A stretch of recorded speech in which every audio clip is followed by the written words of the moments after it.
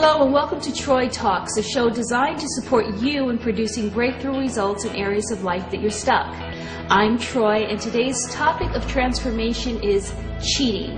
Our request for support comes from Robert in Chicago. Robert writes, Dear Troy, I just learned that my wife of 4 years has been having an affair with her boss. I am devastated and don't know what to do. She's expressed a great deal of remorse and regret and has promised me that she won't cheat again, but I don't know if I can ever trust her or believe her again. My wife's job requires a lot of traveling, and unfortunately, her boss often travels with her. My friends think I should leave her, but I want to believe that this was just a one-time fling. Should I leave her? Should I trust her? How will I know that she'll never cheat on me again, especially when I know she will be traveling in the future with the same man? Please help me transform this now. Robert, I'd like to thank you for writing in, and my question to you, my friend, is how are you cheating on yourself? I ask you this because if you're seeing it, somewhere you're being it. Life is always an inside job. So your wife's cheating on you is nothing more than a physical manifestation of a personal internal experience that you're having. So if you want to see something different out there in the world, then something different needs to transform here inside of you, within yourself, okay? Now, let me just break it down for you. Physics, basic physics proves that no two things can exist in the same space at the same time. I'll give you an example.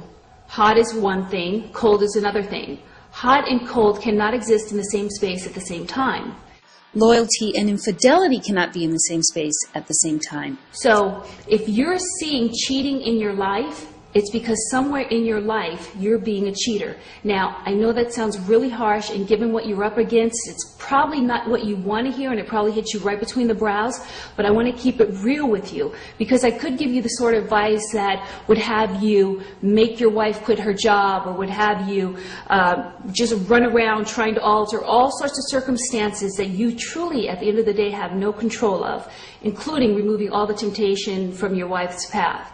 That would do two things. One, it would make you physically exhausted and emotionally, and in the long term, it's not going to produce the results you're committed to producing, okay? So what there really is to do here, Robert, is to look inside yourself.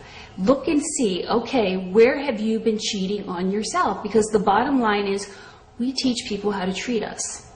We teach people how to treat us. So along the line, somewhere along the journey with your wife, by way of example, you taught her that it was okay for her to cheat on you.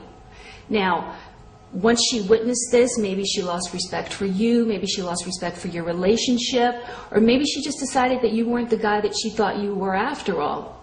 But somewhere by way of example, you taught her that it's okay. Now, before you start beating yourself up and making yourself bad and wrong for who you weren't in that relationship, I really want you to get that there are no accidents. Like, this is happening right now because now is the time for you to transform this. Now is the time for you to really take some personal inventory and look and see, where have you given up on yourself?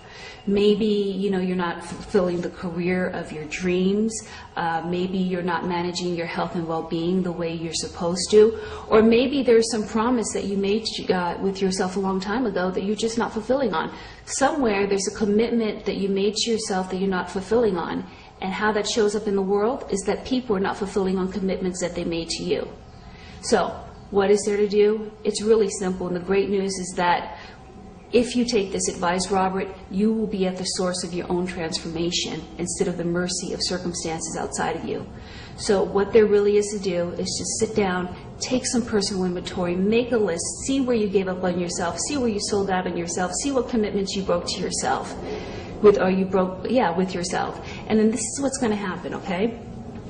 When you actually shift the way that you are relating to yourself, when you bring honor and when you bring loyalty into the relationship with yourself, one or two things are going to happen in your relationship with your wife. The first thing that might happen is she will notice a shift in you, and there will be an instant shift in her. and she will start treating you with the same level of loyalty and honor that you're now treating yourself, okay? So that's one thing that's possible. The second thing that's possible is that once you start bringing that kind of loyalty and honor to yourself, your wife may just not be a match for that. She just may not be available to treat you the way that you're now treating yourself. And as a result, through grace and in perfect ways, she will disappear. She will completely disappear from your life.